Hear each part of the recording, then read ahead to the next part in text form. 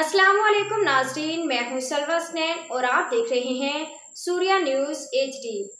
आइए नजर डालते हैं आज की अहम। मंगोपी टाउन के मरकजी दफ्तर में आज एक अहम मीटिंग मुनक्किद हुई जिसमें इलेक्शन कमीशन ऑफ पाकिस्तान के मुअज़्ज़िज़ वफ़द ने ख़ुसूसी शिरकत की। वफ़द की क़यादत आला हुक्काम ने की, जिन्होंने चेयरमैन मंगोपी टाउन जनाब हाजी नवाज अली ब्रोही, बल्दियाती कौंसिल मेंबरान और टाउन इंतजामी के अफसरान से मुलाकात की।